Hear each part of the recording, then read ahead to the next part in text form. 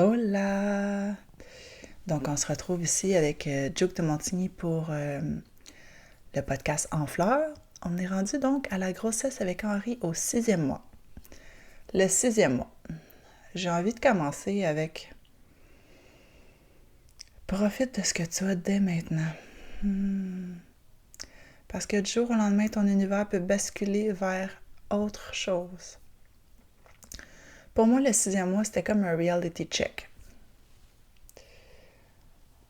On apporte mon père au Jewish. C'est là qu'il réalise en fait qu'il y a une centaine de tumeurs cancéreuses dans ses poumons, alors qu'il était dans le déni total, qu'il pensait qu'il allait s'en sortir, que tout était beau. Ouais, tu sais quand tu veux pas ressentir, ce que mon père il voulait pas ressentir.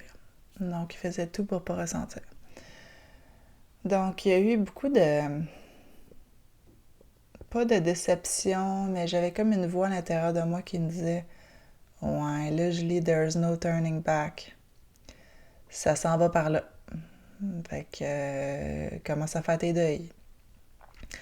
Puis on dirait que quand tu vis un deuil, ben tu sais, les passages, là ici, je les nomme un peu comme des deuils, mais quand tu traverses un deuil, du moins quand moi j'ai traversé mon deuil, en étant enceinte, ça m'a comme donné une certaine force. Mais en même temps, ça m'a comme demandé une certaine déconnexion en même temps. C'est un peu comme contradictoire, mais ça l'a comme fait ça. Donc là, mon père il a été hospitalisé à Saint-Jérôme. Puis il est là, puis le monde, tu sais, ils viennent le visiter, il comprend pas trop comment ça que les gens viennent le visiter. Il est-tu important, il est-tu pas important? Euh, c'est très dans l'émotion, là, puis tu sais, en étant une femme, je suis quand même dans les émotions, là. Je suis quand même souvent submergée par les émotions, sans vraiment comprendre ce qui me traverse. Donc, mon père, ses mains, faut juste, je vais vous mettre en perspective, mon père, c'est un massothérapeute. Puis un acupuncteur, puis une personne tellement présente pour les autres, au service toujours, à s'oublier. Donc ses mains, ça a toujours été quelque chose qu'on a vraiment chéri. Et là, je le dis, mais tu sais, c'est parce qu'en fait, les mains ici étant vraiment représentées comme sa technique à lui de se guérir. De guérir les gens avec le toucher. Mon père avait des grosses mains, vraiment comme des belles mains. Puis je me souviens d'être à l'hôpital, puis d'avoir des moments où, tu sais, je fais juste tenir ses mains, puis je les mets sur mon ventre avec mon fils, puis je me dis, c'est quoi les chances que je donne naissance à un fils, puis que mon père a toujours voulu avoir un garçon, puis que là, il va même pas être là pour rester à la naissance de mon garçon. En tout cas, je comprenais comme pas le plan de l'univers, là, à ce moment-là. J'étais juste comme, bon, hein? Pas le temps de penser à ça, on va juste continuer notre chemin, puis on verra où c'est qu'on s'en va. Fait que tu sais, c'était beaucoup le mois des dernières fois. Mais je le savais pas même, mais je le sentais. C'était vraiment comme j'essayais d'y aller le plus souvent possible, mais tu sais, il était à Saint-Jérôme. Moi, j'étais à Montréal, je travaillais encore, j'avais mon chum, mes amis, ma vie. Fait que tu sais, je faisais des allers-retours pour aider ma mère parce que tu sais, souvent on voulait le visiter 1 à 2 fois par jour. Fait que tu sais, on voulait pas le laisser seul. Fait que c'était très. C'était très, tu sais, assis sur une chaise droite à l'hôpital, tu sais, attends pour aller le voir, ah, ok, il revient, ah, ok, non, tu sais, parce qu'il faisait des tests, des fois, il est ressorti une fois, il est retourné pour d'autres tests, finalement, ils l'ont gardé. Fait que, tu sais, c'était très... il y avait beaucoup de silence, il y avait beaucoup de passages, parce que, tu sais, il y a plein de gens qui passaient tout le temps, fait qu'on n'était jamais vraiment comme en moment de présence. Du moins, moi, en tout cas, j'avais de la misère à être là, puis de faire comme des vraies dernières, là, tu sais. Fait que c'était quand même vraiment aucun lâcher prise. J'étais dans le hold on là, pour passer au travers toutes les étapes que je savais même pas qui s'en venaient, tu sais. Fait que, tu sais, j'avais comme une capacité de mettre tout dans une petite boîte, là, interne, à cas j'ai des empreintes dans mon corps, sans savoir je remplissais ma fiole d'empreintes dans mon corps que un jour j'ai dû la vider. Mais à ce moment-là, je ne savais pas.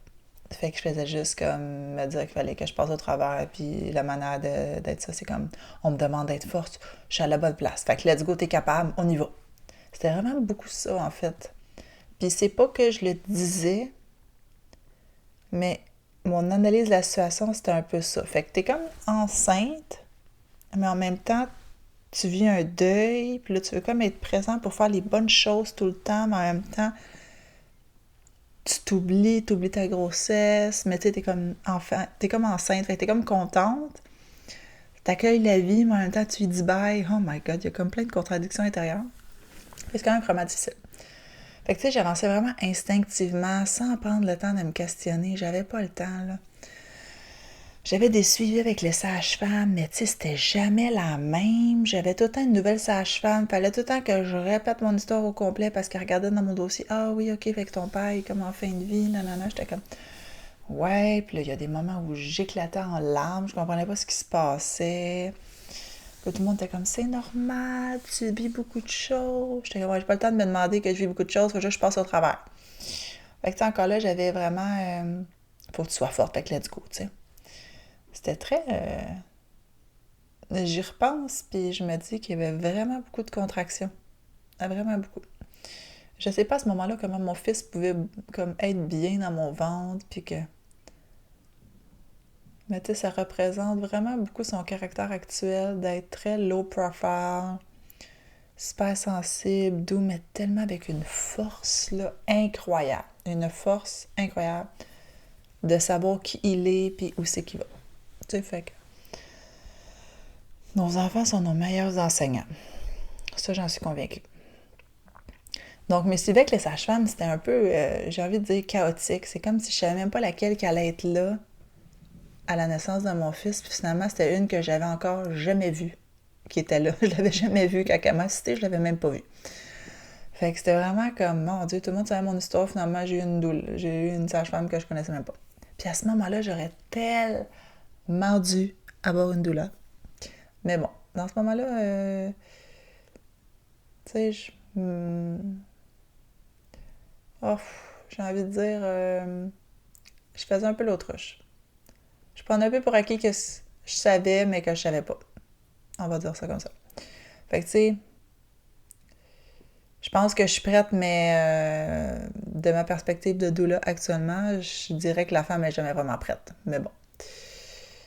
Parce qu'il peut réellement se préparer à traverser un rite de passage. Qui peut faire ça? On peut pas savoir. C'est comme arriver au cégep et tu te dis, ah ouais, je suis vraiment prête pour comment il appelle ça? Le rite de passage. En tout cas, ils sont tous en gang, là, puis ils te font passer une initiation. Tu sais même pas qu'est-ce qu'ils vont te faire, comment tu peux être prête. C'est un peu ça, tu sais. Donc, c'était très... on marche à l'aveuglette, là.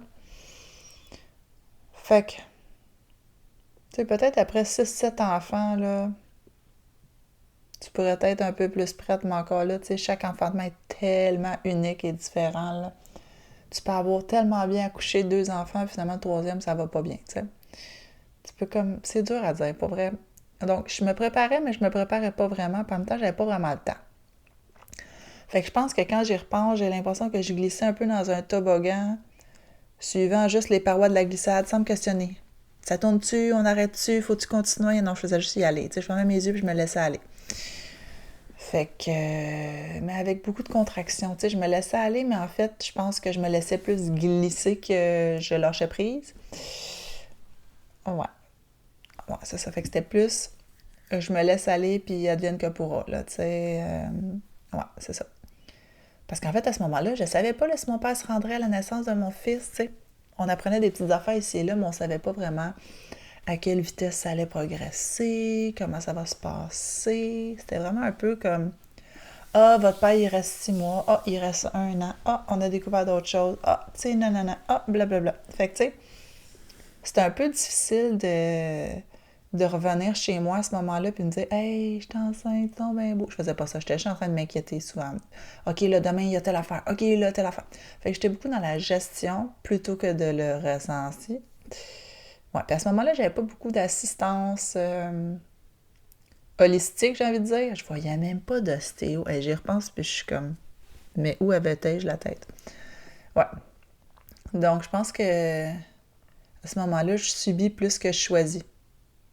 Mais l'action est toujours plus facile que l'être, soit ressentir avec présence. Donc, j'étais très dans OK, là, il y a ça à faire, il y a ça à faire, il y a ça à faire, blablabla, nanana, on fait ça, demain, ta. Puis j'avais quand même beaucoup de contrats à ce moment-là, fait que je travaillais, c'était parfait pour m'empêcher de ressentir. C'était pour vrai, c'était parfait. Mais en même temps, il y avait comme des petits moments où je me disais, waouh, je suis vraiment en train de vivre ça, ça a comme pas rapport.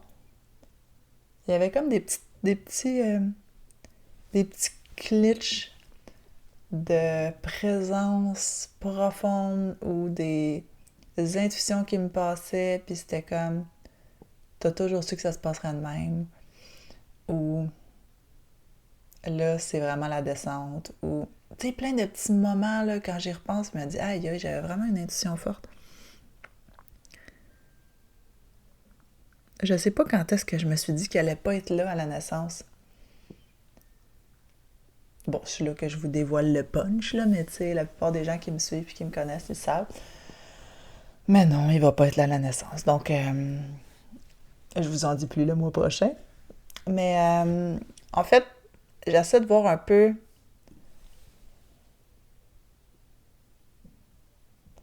J'ai-tu fait. Non, c'est vraiment à ma deuxième grossesse que j'ai fait vraiment plus de prendre soin.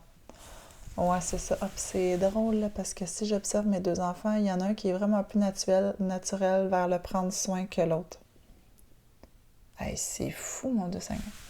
Ça me percute toujours d'observer que ce qu'on offre à notre enfant quand on est enceinte, c'est comme ce qu'il peut nous offrir après. C'est comme si on plante des petites semences en notre enfant pendant qu'on en prend soin dans notre présence, dans nos intentions, d'en prendre le temps, dans tout ce qu'on peut lui offrir. C'est comme si après, quand il naît,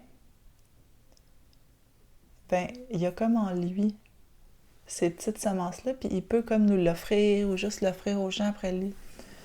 Parce que mon plus jeune, j'ai tellement plus pris soin de moi que Henri.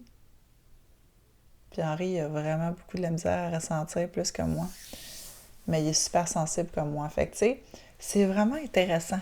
En tout cas, je vous lance ça comme ça parce que, tu sais, ça peut quand même aider. Fait que je vous le lance parce que souvent, quand on a un dialogue intérieur avec notre enfant, qu'on prend soin, qu'on s'arrête, qu'on se fait masser, ben il ressent qu'on prend soin de lui. Il ressent qu'on prend le temps de ressentir, qu'on s'arrête, qu'on est là, qu'on lui donne un peu d'attention.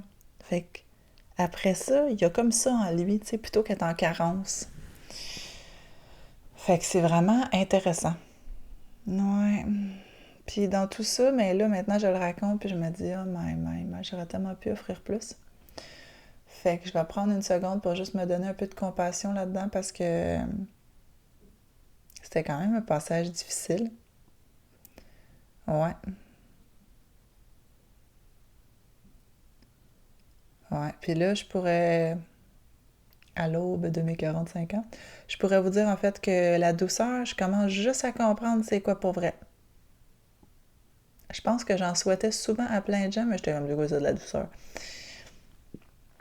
Ben là, je peux vraiment vous dire qu'en fait, c'est comme une relation à soi, tu sais, un dialogue intérieur plus, plus empathique. C'est toujours une belle voie à prendre, surtout quand on traverse des épreuves difficiles. La douceur, je commence juste à comprendre c'est quoi pour vrai le dialogue intérieur, se tenir la main, être douce avec les passages difficiles quand on se dit ça aurait dû être comme ça, j'aurais dû faire ça, ça aurait dû être plus comme ça, j'ai fait une erreur, non, c'était pas la bonne décision. Pour vrai, je repense à ma grossesse avec Henri, puis je me dis tout a été parfait, mais il y a tellement de choses que j'aurais pu faire différemment. Donc, je suis quand même calme avec cette histoire-là. Puis je pense que la foi m'aide à me rattacher au fait que tout était déjà écrit d'avance. Donc, je vous laisse là-dessus. Puis on se retrouve pour le 7e mois. À plus!